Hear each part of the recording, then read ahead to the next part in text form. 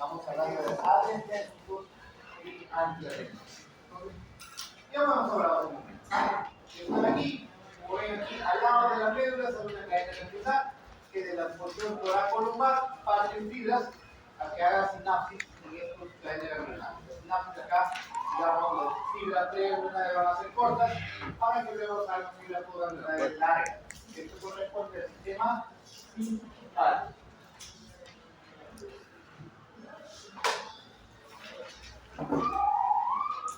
Aquí, como ven, lo mismo. Sistema simpático, fibras preganglionares cortas, sinapsis, fibras ganglionares largas. Entonces, aquí vamos a ver un poco más específico. Este gráfico de acá, fácil. Toracolumbar, como les he mencionado, entonces vienen, hacen aquí sinapsis en el ganglio. ¿Qué neurotransmisor? Acetilcolina. Igual que el sistema parasimpático. En la médula suprarrenal también acetilcolina. Por lo tanto, ¿qué tipo de receptores son? ¿Ah? Nicotínicos neuronales. Muy bien. Luego, parte de una fibra podernal largas. De la médula suprarrenal no parte fibra podernal porque es en ese momento que es una glándula suprarrenal. ¿Y hacia dónde? Es una glándula endocrina. Si es una glándula endocrina, ¿a dónde manda? A la sangre directamente. Aquí no parte fibra, por eso está ahí. Pero aquí sí. Estas fibras podganglionares son largas, cuyo neurotransmisor podganglionar en el órgano efector es adrenérgico, ¿no? ¿Qué tipo de receptores son? Alfa y beta. Después, como ya habíamos mencionado acá en el dibujo, cadena preganglionar, salen parte de las asas laterales, fibras preganglionares cortas, de la médula suprarrenal también, cuyo neurotransmisor, cuyo acetilcolina y el receptor nicotínico neuronal. Luego salen las podganglionares largas, excepción de la glándula sudorípara, donde es acetilcolina y receptores muscarínicos. Y los demás parten hacia los demás órganos generales, como el músculo, el corazón, glándulas salivales, ojos, útero, etc., a través de la noradrenalina y los receptores alfa 1, alfa 2 y beta 1. Esto que van a riñón por los receptores dopaminérgicos y a través de la sangre que se digamos, libera noradrenalina y adrenalina, también hacia los órganos efectores y los receptores apetitoides. Son de tipo y hasta ahí, la siguiente neurotransmisión adrenérgica. Así como hemos hablado de la neurotransmisión colinérgica, aquí también se va a dar por hipocampo. ¿Cuáles son los hipocampos? Que vamos a hablar la biosíntesis, el almacenamiento, la liberación, la interacción con el receptor y, por último, la degradación o metabolismo. De biosíntesis. ¿De dónde deriva? Deriva del aminoácido tirosina. Tirosina, este aminoácido. Tirosina, porque la tirosina es un aminoácido no esencial. No voy a hacer como en un ciclo, pregunté ¿de qué aminoácido deriva las catecolaminas? Y me escribieron, porque no puede ser tiroxina. Yo creo que esta pregunta no vale. Pero me vinieron a reclamar, doctor, por favor, medio punto porque me equivoqué en una sola letra. Esa letra me está dando otro concepto. La tiroxina es una hormona tiroidea, cuyo verdadero nombre no es tiroxina, sino es tetraiodo tironina. Entonces estamos hablando de un compuesto totalmente distinto y diferente. Entonces, deriva del aminoácido no esencial llamado tirosina. Aquí está un poquito más especificado. La L-tirosina, por acción de la tirosina hidroxilasa, se convierte en L-dopa. Este L-dopa por encima dopa de esta hidroxilasa en dopamina. Esta dopamina, por acción de la dopamina beta hidroxilasa, en noradrenalina. Esta noradrenalina en la glándula suprarrenal, por acción de la fenilketonuria en feniltransferasa, en adrenalina. Estas enzimas no les voy a pedir que se las aprendan porque yo me las sé. Pero sí esto de acá. La L-tirosina se convierte en L-dopa, L-dopa es dopamina, dopa es noradrenalina y por último es adrenalina. Esto de acá se fisiología. Acá sí es un fisiología. El almacenamiento igual que la vesiculina, por un intermedio de un antitransporte hidrógeno dependiente, ingresa las catecolaminas dentro de las vesículas signadas. Luego viene la liberación. Una vez que hay un estímulo de polarización de la membrana, ingresa el calcio y el calcio activa la vesícula presináptica liberando inmediatamente noradrenalina. Esta noradrenalina se libera al espacio sináptico.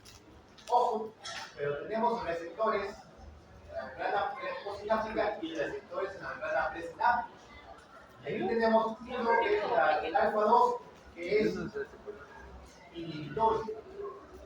Entonces, este receptor alfa-2, la misma noradrenalina va a activar el alfa-2 presináptico, provocando una disminución de la secreción. ¿Qué quiere decir con eso? Que va a hacer un feedback negativo para evitar que se produzca o se libere demasiado. Son los alfa-2 presinápticos. Y esto es de mucha importancia, porque aquí actúan ciertos fármacos que van a inhibir la secreción, disminuyendo la actividad simpática. Efecto. El efecto se va a dar en sus correspondientes receptores adrenérgicos, que son alfa-1, alfa-2, beta-1, beta-2 e incluso hablan de un beta-3, que no tiene mucha importancia química y importancia desde el punto de vista cardiovascular. Entonces, tenemos los alfa-1. Los alfa-1 son netamente posinápticos. Son posinápticos, son excitatorios. Y si ustedes se están dando cuenta ahí, ¿qué proteínas que tienen? Excitatorios. ¿Cuáles son sus segundos mensajeros? El diacilglicerol y el inositol. ¿Sí? Son excitatorios, netamente posinápticos. El agonista tenemos la fenilefrina, por ejemplo, también hay silefrina. Y antagonista el trazocin, terazocin, tamsulosina. Luego vamos a hablar de esto. Si ven acá, hay tres subtipos de los alfa-1, cuya acción es prácticamente la noradrenalina mayor que la adrenalina, y los demás prácticamente igual. Sensibilidad para la noradrenalina y adrenalina. Tenemos los alfa-2, que son pre y postsinápticos. Pre y postsinápticos que son inhibitorios. Son inhibitorios. Proteína EI, que inhibe la adenina. Agonistas la clonidina, un antihipertensivo. ¿Te das cuenta? Estimula un receptor que es inhibitorio, que va a inhibir la secreción de catecolaminas y incluye la presión. Antagonistas tenemos la iotina, que ya en todos estos de aquí, la adrenalina tiene mayor actividad que la noradrenalina. Tenemos los receptores beta, que son quizás los más importantes de esta cardiovascular. Estos son pre y postsinápticos. Los pre y postsinápticos son los beta-2 y los postsinápticos los beta-1. Ambos tienen proteínas ES, por lo tanto son excitatorios. Cuando hablamos de proteínas ES, inmediatamente pensamos en la activación de la adenilsinglasa, que va a aumentar lo que es el elemento específico y la actividad de la membrana postsináptica. Agonista de ambos, beta-1 y beta-2, isoproteoidal. Y antagonista de ambos, no selectivo, propranolol. Tenemos beta-1, donde la noradrenalina tiene mayor actividad que la adrenalina. Tenemos agonista, la dobutamina, selectivo. Antagonista selectivo, la atenolol. Agonista beta-2, donde el receptor beta-2, donde la adrenalina tiene mayor actividad que la noradrenalina. Agonista es los antihermáticos. Salbutamol, terbutaline, formoterol, salmeterol, fenoterol. Son agonistas beta-2, o beta-2 adrenal. Y también tenemos la butoxamina. Y los receptores de beta-3 que se encuentran en el tejido adiposo sin una importancia cardiovascular importante. Metabolismo. Una vez que termina la acción, son eliminados de la actividad sináptica, sobre todo por difusión y recaptación, que es la que tiene gran importancia. ¿Qué quiere decir la recaptación? La membrana presináptica lo vuelve a capturar.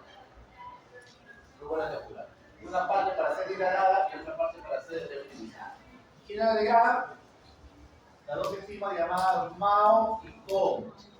La monoaminoxidasa y y la catecol ortoproteína.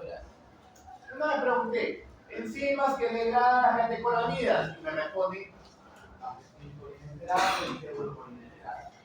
no, que degradan las citolinas. Las catecolaminas son degradadas por la MAO y la biotransformación, como ya se ha mencionado, se da por estas dos. La MAO, existen dos isoformas, MAO A y MAO B, y la CO, que se encuentra mayormente en el citoplasma, que se encuentra en la sección neuronales o extraneuronales. Aquí, como para que tengan una mejor ubicación idea, tenemos los receptores alfa 1, mayormente, no quiere decir que solamente es exclusivo ahí, mayormente se encuentran en vasos periféricos y arterias coronarias. Por lo tanto, van a producir una vasoconstricción. Si hablamos de vasoconstricción, estamos hablando de que aumenta la resistencia vascular periférica. Por lo tanto, va a aumentar la presión arterial. Los alfa 2 que abundan mayormente en la presinápticos, la mayor cantidad son presinápticos, cuya actividad es inhibir la actividad adrenérgica, hacer un feedback, un control, y ciertos otros se encuentran también en las venas postsinápticas de las arterias, que van a tener cierta actividad vasoconstrictora. No tan potente como el alfa 1. Los beta 1, miren dónde se encuentran. ¿Exclusivos de dónde? Del corazón. No exclusivos, la mayor cantidad. Corazón, miocardio y no sinoauricular. Ojo, a diferencia de los muscarínicos, que se encuentran en gran cantidad en los nodos, el beta 1 se encuentra en todo el corazón, tanto nodos como miocardio. Por lo tanto, su actividad esto va a aumentar la frecuencia cardíaca y va a aumentar la fuerza contractiva. Entonces, si hablamos de las propiedades del corazón, ¿cómo se llama ese aumento de la fuerza contractiva? Inotropismo. Y si aumento la frecuencia cardíaca, cronotropismo. Si aumento la excitabilidad, almotropismo positivo. Y la velocidad de evolución, lomotropismo positivo. Entonces, esto de aquí son actividades que hizo por el receptor beta 1. Inotropismo, cronotropismo. Y los beta 2, que se encuentran mayormente en los bronquios, en el útero, en los vasos sanguíneos. Su acción o actividad, a pesar de ser excitatorios, produce relajación del músculo liso.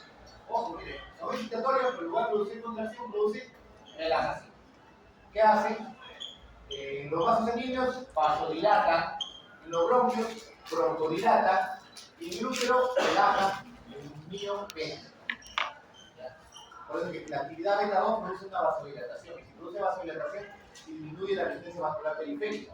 Por lo tanto, ¿qué pasa con la presión arterial? Disminuye. Vamos a hablar un poco para el Entonces, vamos acá a hablar en forma general de los adrenoceptores, los receptores adrenérgicos, que van a ser activadas por la adrenalina y noradrenalina. Y otras dos glutaminas exógenas que vamos a hablar de esto. Entonces, tenemos dos atributos. Alfa adrenoceptores, que van a ser activados mayormente por la adrenalina que por la noradrenalina, que provocan contracción del músculo liso causados por moléculas adrenérgicas, los alfa 1. Y los alfa 2, como le dije, mayormente son presinápticos que van a producir o provocar inhibición de la liberación de noradrenalina. Y los beta adrenoceptores, que va a ser mayor activada por la isoprenalina, por la adrenalina y por último la noradrenalina, que va a tener actividad, digamos, relajando el músculo liso. ¿Qué betas son? Beta 2, ¿no? Y activación cardíaca, beta 1. Estos todos son estimulados por todas estas categorías que vemos. Dice acá, la adrenalina, la noradrenalina y otros agonistas con acción alfa van a inhibir la liberación de noradrenalina. Se llama acción alfa presináptica. ¿Qué receptor? ¿Qué alfa? Alfa 2. Tienen que saber. Alfa 2. Alfa 2. Los agonistas alfa que han mencionado que es incapaz de inhibir la liberación de noradrenalina, alfa 2. Puede ser el fármaco o el agonista, digamos, que va a activar la inhibición de noradrenalina, mayormente la clonidina. Es un fármaco que usa como antihipertensivo. Y lo otro que es capacidad de contraer la fibra muscular lisa es el alfa 1, activado por adrenalina y noradrenalina mayor. Los betas de los receptores, como pueden ver acá, los receptores beta 1 mayormente se encuentran en el corazón. ¿Ya? ¿Qué produce? Aumento de la fuerza contráctil y aumento de la frecuencia cardíaca. Es decir, inotropismo positivo y cronotropismo positivo. Punto. Es fácil, algo que les he enseñado. Y los receptores beta 2 que se encuentran en el músculo liso y su acción es relajación. Relajación. Broncodilatación, vasodilatación. Y los beta 3 que se encuentran en el tejido adiposo. Localización, pero lo que nosotros hablamos y vemos es la respuesta que va a dar cierto fármaco. Por ejemplo, en el corazón predomina el beta 1, a pesar de el beta 1. Como predomina el beta 1, la actividad de esto va a opacar la actividad. Por lo tanto, la respuesta va a ser siempre beta 1. En el útero, por ejemplo, mayormente va a ser actividad beta 2. Entonces, con otros receptores como encontramos ahí en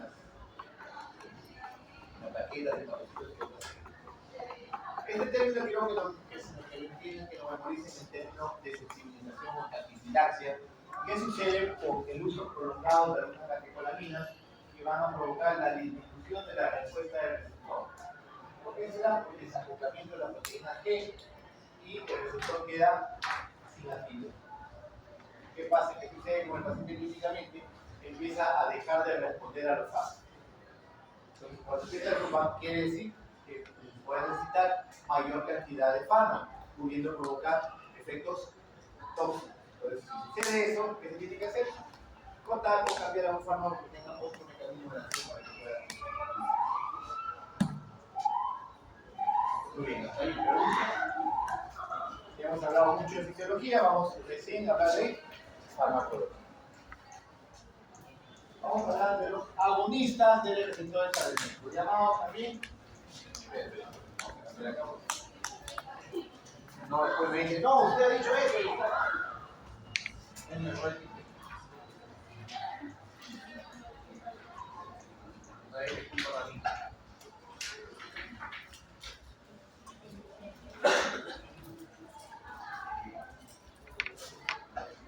Si son agonistas, se les va a denominar simpático-miméticos, fármacos adrenérgicos o agonistas adrenérgicos. Y si son antagonistas, se les va a denominar simpático-líticos, antagonistas adrenérgicos, beta bloqueantes, alfa bloqueantes o simplemente anti-adrenérgicos. Tenemos dos, igualito que hemos hablado de los tenemos agonistas de acción directa. ¿Qué quiere decir? Que de forma directa van a activar los receptores adrenérgicos, alfa beta. Tenemos los de acción indirecta que van a inhibir la actividad de ¿qué? De las enzimas que degradan las catecolaminas, como la MAO y la COMPO. Tenemos otro grupo de acción indirecta que aumentan la producción de noradrenalina y otros que aumentan, ¿qué es esto? La flecha hacia adentro, la recaptación. Entonces son fármacos que van a inhibir la recaptación. Entonces, si inhiben la recaptación, ¿qué quiere decir? Que va a aumentar la concentración. Entonces, aquí tenemos que actúan de forma directa las mismas catecolaminas como la adrenalina y noradrenalina, la fenilefrina, la epinefrina, la dopamina, la dopamina. Los que actúan de acción indirecta, inhibiendo la recaptación, la cocaína, los antidepresivos tricíclicos y las anfetaminas que incrementan la producción de noradrenalina. Y las que inhiben la actividad de las enzimas MAO y COMP, tenemos los IMAO como la salicilina y los ICOM como el entacapón. Y así de simple, así de fácil. Entonces aquí podemos hablar de acción directa, que lo hemos mencionado, los de acción indirecta que van a aumentar la disponibilidad de la noradrenalina. ¿Cómo aumenta la disponibilidad de la noradrenalina? Ya la mencioné, inhibiendo la recaptación o aumentando la producción de catecolaminas o inhibiendo la MAO todo, ¿no? Y los de acción mixta son aquellos que van a aumentar la liberación de noradrenalina y al mismo tiempo van a activar los receptores. Acá tenemos agonistas adrenérgicos, como ven.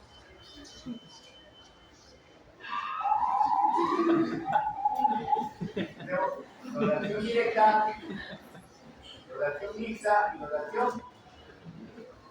Entonces, lo que hemos mencionado, la acción directa, tenemos selectivos que van a activar directamente cada receptor. Alfa 1, la fenilefrina, alfa 2, la clonidina, beta 1, la glutamina y beta 2, la tebutalina o el salmetamol. Los no selectivos porque van a estimular varios al mismo tiempo, como alfa 1, alfa 2, la oximetazoline, beta 1 y beta 2, el isoproterenol, alfa 1, alfa 2, beta 1, beta 2, la epinefrina, alfa 1, alfa 2 y beta 1, la norepinefrina. Tenemos la acción mixta, que quiere decir que va a estimular directamente todos los receptores adrenérgicos, alfa 1, alfa 2, beta 1, beta 2, y al mismo tiempo va a incrementar la producción o liberación de noradrenalina. Y los de acción indirecta quiere decir que van a aumentar las concentraciones en el espacio plasmático y el espacio sináptico. Tenemos los liberadores porque van a aumentar la producción o liberación de noradrenalina. Tenemos las anfetaminas.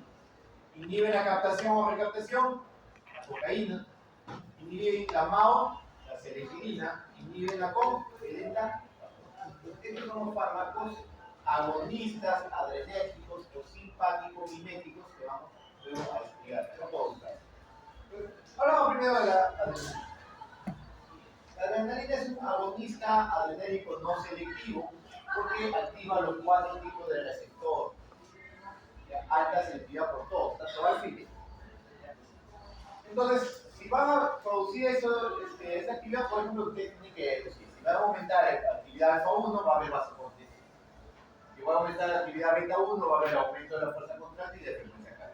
Si hay beta 2, va a haber vasodilatación.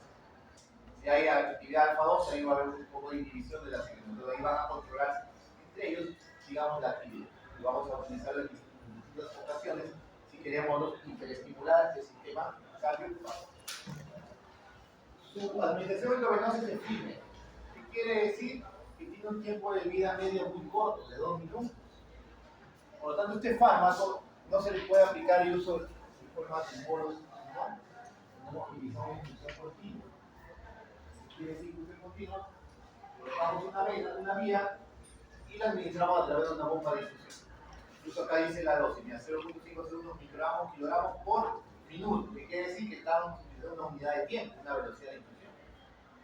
Entonces, se debe utilizar en infusión continua para mantener los niveles plasmáticos en la sangre.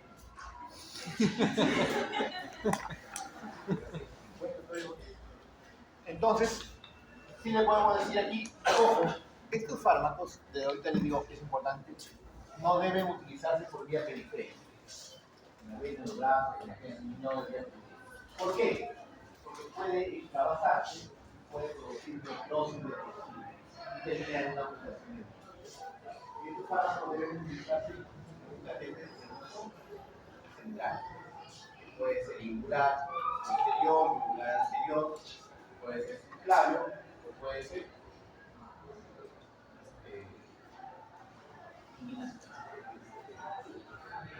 femoral. Puede ser sitio donde se puede colocar un catéter venoso central y puede administrarse estos fármacos sin riesgo de que haya un daño a nivel vascular. Acá ven inotrópico positivo, cronotrópico positivo, lusotrópico positivo también, aumenta la velocidad de dilatación, y palmotrópico positivo. En el aparato respiratorio, por efecto beta 2, broncodilatación. Tenemos la noradrenalina, que es un agonista también adrenérgico, cuyo efecto es alfa 1, beta 1 y alfa 2. No tiene actividad beta 2. También tiene que administrarse, su tiempo de vida media también es muy corto y también debe administrarse por bomba de infusión. También debe evitarse en vasos periféricos. Tiene una gran actividad beta 1 y alfa 1. Entonces su poder de vasoconstricción es bastante alto. ¿Cuál es un fármaco distributivo. ¿Cuál es el shock distributivo? El que va a disminuir la resistencia vascular periférica, que va a producir vasodilatación. Tenemos excéptico, por ejemplo, de shock neurogénico. Tenemos la fenilefrina y etilefrina, que son agonistas alfa-1. Alfa-1 su metabolismo y farmacocinética, como ven, vía oral se absorbe regularmente, también se utiliza por vía endovenosa, que tiene una acción inmediata. La fenilefrina es exclusivamente alfa-1. La etilefrina es agonista alfa-1 y cierta actividad beta-1. Por eso, como ustedes administran fenilefrina, es aquí en el simulador, cuando se conecta ¿qué pasa? Se dispara la presión arterial, ¿no? Por acción alfa-1. Pero la frecuencia cardíaca disminuye. La fuerza contraria se mantiene, pero la frecuencia cardíaca disminuye. ¿Por qué? ¿Por qué?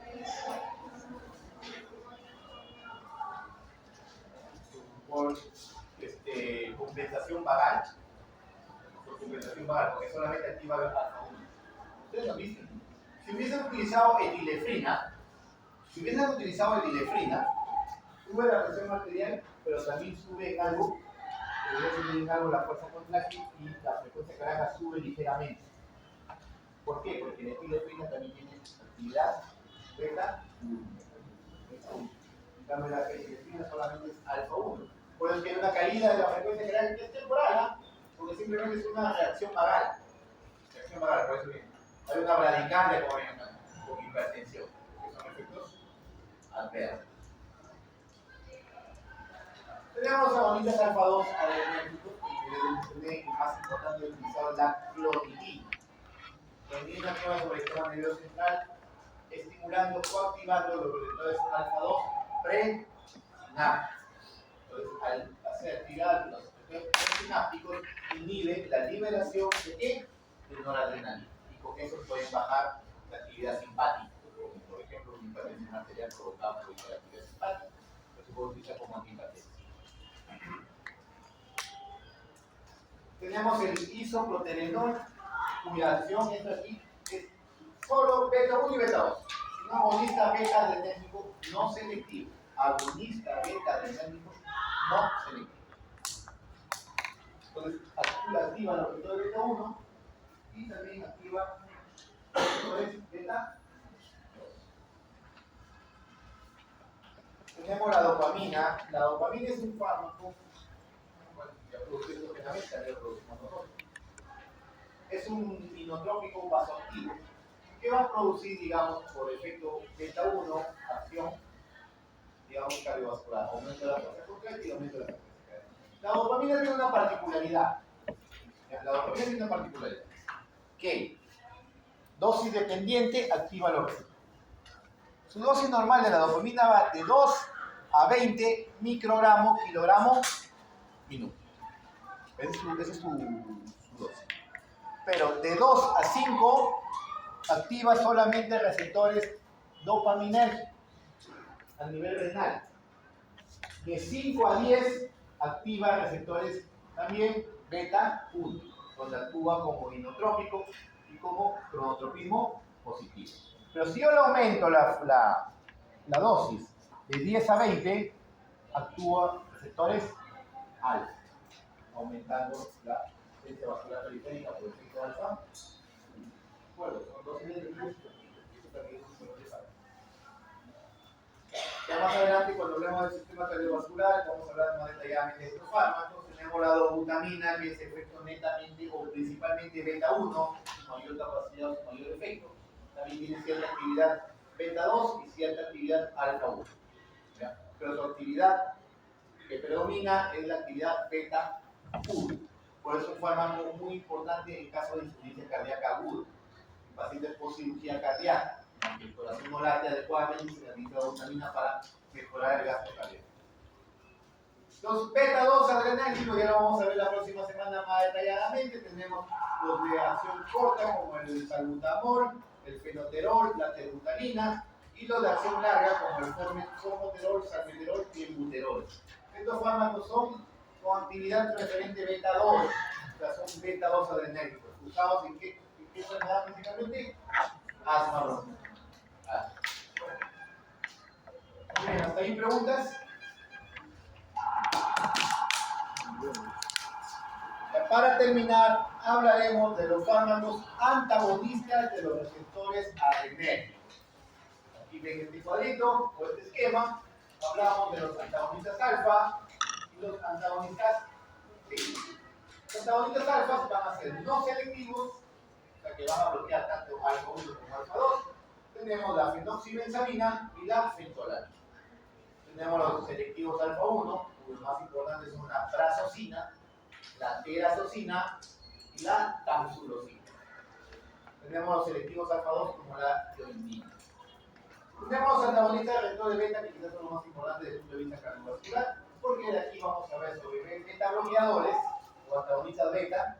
Ahora vamos a ver nuevamente cuando hablemos de cuadros de ansiedad como ansiolítico también. Vamos a hablar dentro del control cardiovascular como antihipertensivo, antiarrítmico, antianginoso. Vamos a volver a tocar también como antitiroideo para reducir los efectos simpáticos. Vamos a ver en la sopa los antagonistas beta. Tenemos los de primera elección, los no selectivos de primera generación, el propanolol. El propranolol, que es el primero. También tenemos el simolol y el sotalol, que también tiene actividad antiarrítmica de clase 3. Tenemos los selectivos beta 1 o llamados también cardioselectivos, porque saben que beta 1 es el corazón. Tenemos el atenolol, bisoprolol, que son de vía oral, y el etimolol, vía parenteral. De los no selectivos de tercera generación, que tienen ciertas actividades extras, tenemos el carvedilol y la betalol, lo más importante. Y los selectivos beta 1 de tercera generación, el celiprolol y el nebiprolol. ¿Se dan cuenta qué se caracteriza de estos fármacos beta 2 que terminan en lol? Entre los que hemos mencionado, los receptores alfa-adrenérgicos, alfa 1, alfa 2. Hablamos de los antagonistas alfa-adrenérgicos no selectivos, como la fenoxibenzamina y la fentolanina. Son fármacos muy utilizados en el feocromocitoma. ¿El feocromocitoma qué es? Es un tumor funcionante de la médula suprarrenal. ¿Funcionante por qué? Porque aumenta la producción de catecolaminas y producciones hipertensivas exageradas, que pueden llevar a la muerte del paciente. Se administran estos fármacos para contrarrestar estos efectos. Pueden producir hipotensión, ya recuerden. ¿Qué efectos adversos sería la hipotensión de estos fármacos? ¿Qué tipo de efectos adversos? ¿Qué tipo? Tipo A, si baja la presión arterial, si se exagera, es hipotensión. ¿Recuerdan los tres mecanismos de las tipo A? ¿No se los dije? Es por efectos colaterales exagerados, por exageración de efectos secundarios y por, digamos, sobredosis relativa. Porque incrementó la dosis y produjo los efectos colaterales. Tipo, tenemos los antagonistas alfa 1 adrenérgicos selectivos. Acá los más importantes tenemos la prazosina, la terazosina y la tamsulosina. ¿Cuál es su actual uso de ellos? Para la hiperplasia benigna de próstata, para disminuir los síntomas de la hiperplasia benigna de próstata. Ya no se utiliza como antihipertensivos como se utilizó al inicio. Son muy efectivos para las dosis recomendadas para la hiperplasia benigna de próstata. Dentro de sus efectos adversos, lo más llamado es la hipotensión postural o hipotensión ortostática. ¿Qué pasa cuando nosotros cuando tenemos la regulación de la presión arterial por tres? La inmediata, que se da por los vasoreceptores del sistema simpático, la mediata, que se da por el sistema de aldosterona, y la cardíaca renal. No les pregunto porque no quiero tener polvo. Tienen que deben saber ustedes. Entonces, la vía inmediata, que es los vasoreceptores, es inmediatamente cambio de posición, cambio de volumen o algo del sistema simpático, hace una vasoconstricción y la presión sube. Ustedes están echaditos viendo televisión y hay un temblor. Se paran y salen corriendo. Entonces, ustedes están echados, el corazón está acá y ustedes al levantarse la cabeza sube. Entonces el cerebro va a querer sangre. Inmediatamente por los valos receptores el sistema adrenérgico libera catecolaminas y la presión sube y no pasó nada. ¿Por qué efecto se da esa vasoconstricción? ¿Qué receptores? Alfa 1, alfa 1. Entonces, ¿qué pasa si el paciente está con un anti-alfa 1? Un bloqueador alfa 1. No va a haber esa respuesta inmediata. Entonces el paciente se va a parar de golpe, no le va a llegar sangre al cerebro y se cae por hipotensión ortostática. Entonces, a los pacientes que van a tomar este tipo de fármacos hay que explicarles que deben sentarse 1 o 2 minutos y luego ponerse de pie. De sentarse a pararse no hay problema porque la cabeza siempre va a mantener el golpe, ¿no? Que ese cambio brusco es el que puede producir un síncope, se puede caer, lesionar y peor. Los antagonistas alfa 2 adrenérgicos tenemos representantes de la iodina, solamente de nombre, ¿no? Porque ya no se utiliza en el ser humano, solo se utilizaba en el tratamiento de la masculina y la neuropatía diabética. Actualmente para uso veterinario. Tenemos los antagonistas de los receptores adrenérgicos beta, quizás son los más importantes. Estos fármacos tienen afinidad por bloquear receptores beta. Pueden ser selectivos, beta 1, o no selectivos, beta 1 y beta 2. Que tengan actividad simpático-mimética intrínseca, acá el primero. Quiere decir que son fármacos que van a tener antagonista o bloqueador beta 1, pero al mismo tiempo va a ser agonista beta 2. Y ustedes dirán, pero ¿cuál es el motivo? ¿Qué pasa? Si yo soy un fármaco, o le doy un fármaco antagonista beta 1, ¿qué finalidad tengo? Disminuir el trabajo cardíaco. ¿Por qué? Porque al bloquear el beta 1, disminuye la fuerza contráctil y disminuye la frecuencia cardíaca.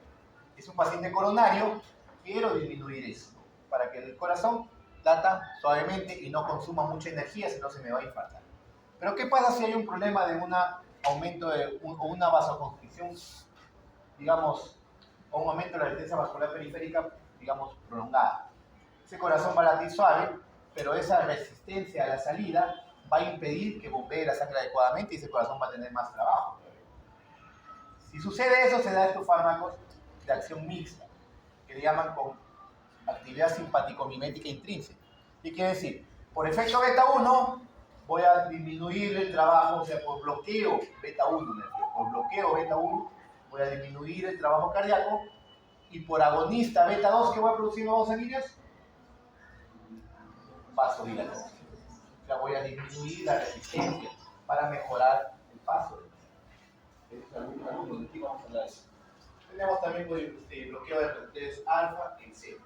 Entonces, tenemos bloqueadores clásicos no selectivos de primera generación, ya les mencioné hace un momento, propanolol, timolol, sotalol. Los cardioselectivos o bloqueador beta 1 específico se llaman, tenemos el atenolol, bisoprolol de vía oral y el esmolol, que es de vía parenteral. Los no selectivos con acciones adicionales. ¿Por qué se llaman acciones adicionales? Porque van a tener también efecto alfa 1. Carvedilol, clavetalol. Bloqueadores selectivos con acciones adicionales tenemos nebivolol, celiprolol. Aquí vamos a hablar de ellos. Aquí tenemos el propanolol, el más utilizado, de uno de los primeros fármacos beta bloqueadores que se crearon, que salió al mercado. Es no selectivo, por lo tanto bloquea beta 1 y beta 2.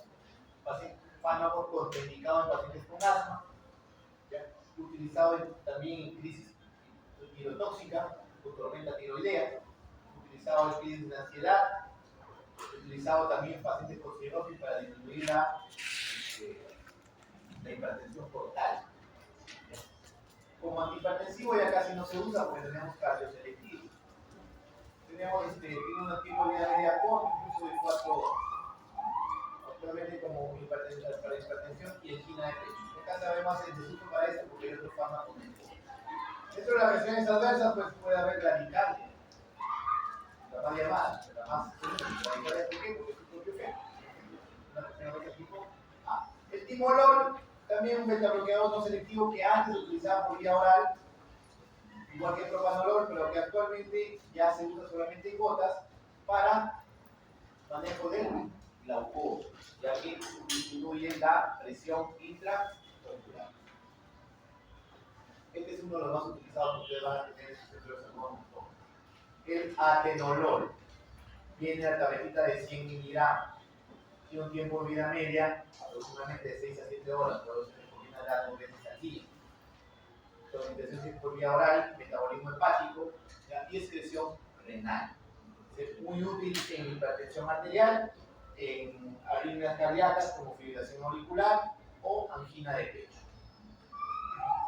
El bisoprolol es un fármaco que tiene los mismos efectos terapéuticos que el tenolol, pero una mejor farmacocinética. También es cardioselectivo, pero es potente. Miren, 5 miligramos, el tenolol viene de 100. Es aproximadamente 20 veces más potente que el atenolol. Recuerden que la potencia es la menos dosis para producir el mismo efecto. Por lo tanto, los efectos adversos son menores y su tiempo de vida media es mayor. Quiere decir que puedo darle hasta cada 24 horas. Indicaciones: hipertensión arterial, cardiopatías isquémicas, lesiones adversas, radical. Contraindicado en insuficiencia cardíaca no compensada. Todos los beta bloqueadores están contraindicados en insuficiencia cardíaca no compensada. Una vez que está compensada, va muy bien. Aquí estamos agonistas los receptores adenérgicos beta con efectos cardiovasculares adicionales. Por ejemplo, el celiprolol y el dibiprolol producen oxígeno. ¿Con qué finalidad son estas actividades adicionales? Vasodilatación. ¿Con qué finalidad? La que les acabo de decir. Disminuir la resistencia de salida a la sangre, mejorando el trabajo cardíaco, quitándole más esfuerzo al corazón. Entonces, tenemos que producen óxido nítrico. Recuerden que el óxido nítrico es vasodilatador. Entonces, tenemos el nebivolol, celiprolol. Agonismo de receptores beta 2, quiere decir con actividad simpático-mimética intrínseca. Bloqueo beta 1, pero agonismo beta 2. Ya tenemos el ceniprolol y también viene el labetalol, por si acaso. Labetalol también está acá. Antagonismo de los receptores alfa 1 también. ¿Con qué finalidad? Recuerden que el alfa 1 es vasoconstrictor, si yo bloqueo el alfa 1, produzco vasodilatación. Aquí tenemos el carvedilol y también el labetalol. Ya después lo voy explicando. Bloqueo de entrada de calcio. Recuerden que los calcio antagonistas son vasodilatadores. Y también algunos con actividad oxidante.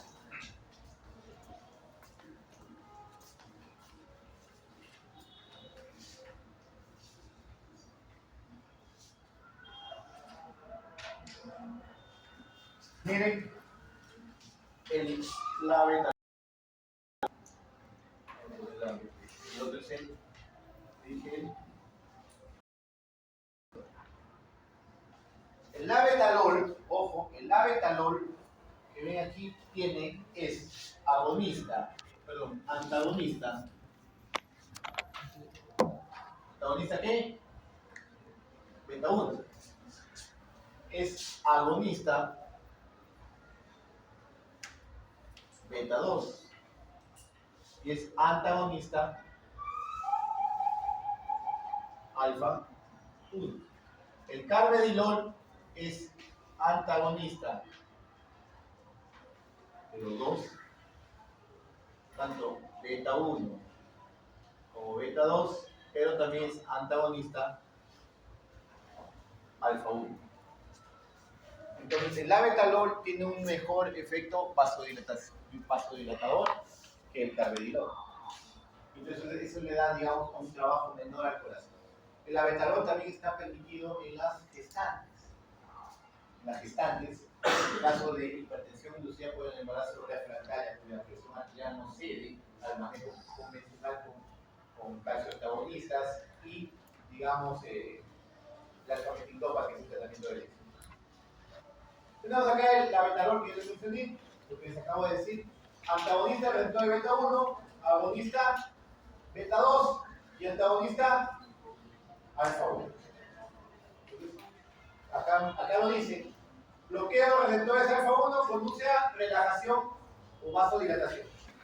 Bloqueo beta 1 cae la presión arterial y bloquea la estimulación simpática refleja del corazón. Eso quiere decir que me va a disminuir la fuerza contráctil y la frecuencia cardíaca. Y actividad simpático-mimética beta 2 también va a producir vasodilatación.